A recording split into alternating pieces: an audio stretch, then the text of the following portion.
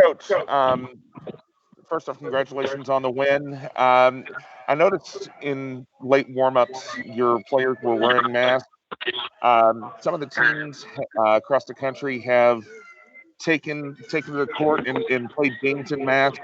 Is that something you guys have considered, have thought of, or are you guys comfortable going on the court without masks?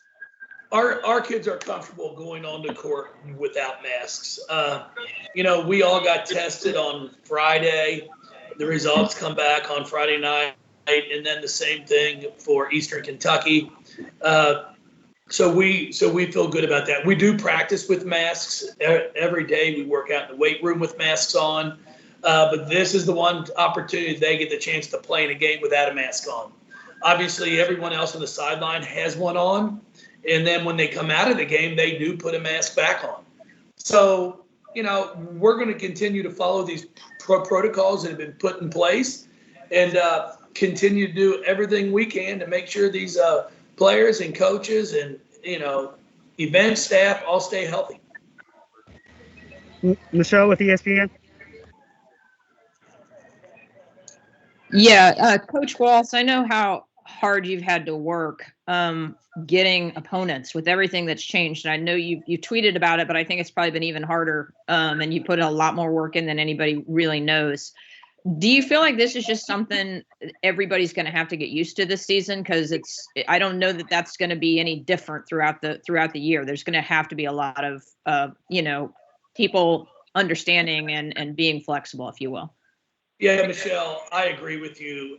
It's going to be a battle, and it's not just going to be in the non-conference. It's going to be in conference games also. I think everybody's going to have to come to an understanding that there's not going to be any balanced schedule. I really believe if you want to be able to have a season and give these kids the opportunity to play, they all want to play. They've had the opportunity to opt out if they'd like to. I talk to my players all the time. Are you guys comfortable? Yes, we are.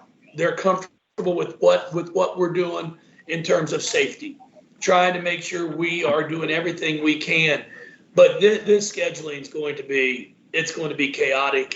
We have a text group here of about 20-something coaches within a 5 or 6 hour radius of if games get canceled, we're going to call each other. I mean, I called Doug Bruno on Friday and said, Doug, if anything would happen where Texas A&M could not play, I don't care if you call me on Saturday morning, I'll jump in a bus and drive up. I'm just trying to do everything we can to give these young women the opportunity to compete. And then, Michelle, it's going to come down to, it's been a little discouraging at times where you call people, they have open dates, they've had games canceled, but they only want to play a certain type of team, and I'm just like, guys, we got to get out of that. Like, if you want to play games, you need to play whoever you can, especially non-conference, so you can hopefully get to the minimum of 13 games that are needed to even qualify for the NCAA tournament. Because, as you know, Michelle, we've had 4 of our 5 non-conference originally scheduled have been canceled or postponed.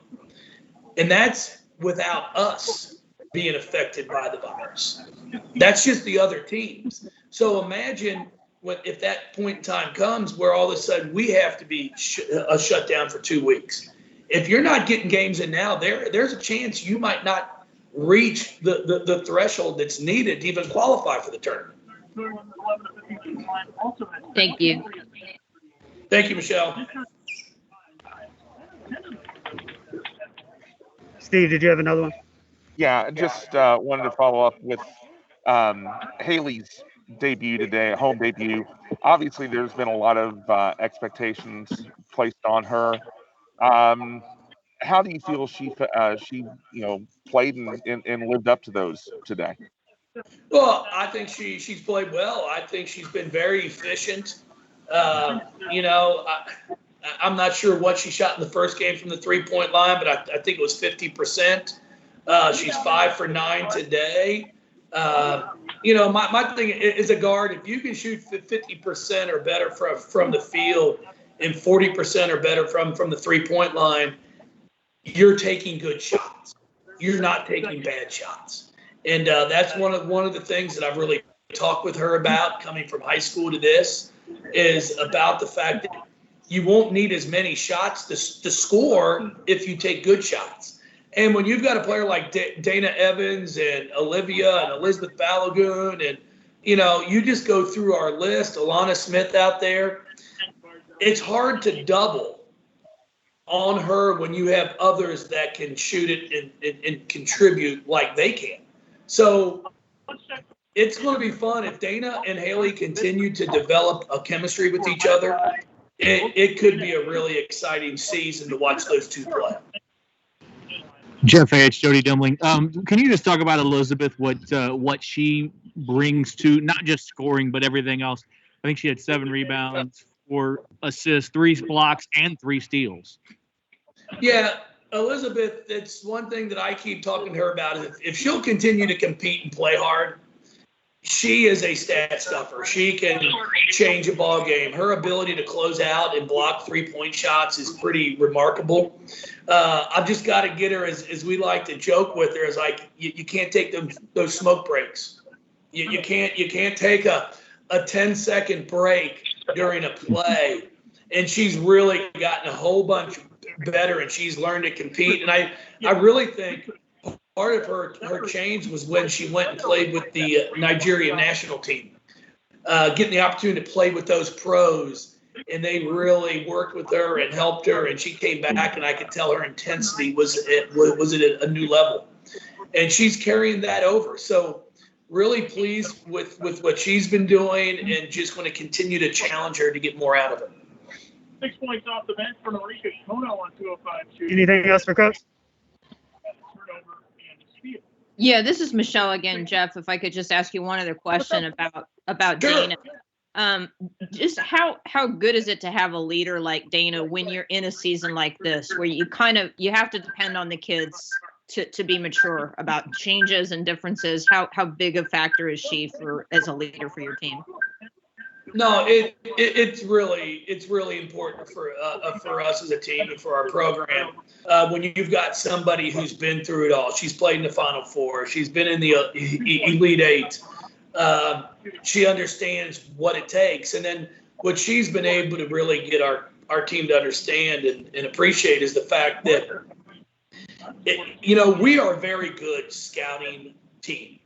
When we have 3 to 5 days, or even 2 days to scout an opponent, we are pretty darn good at putting a game plan together. I've got a great staff, and we're going to try to take away the other team's best player.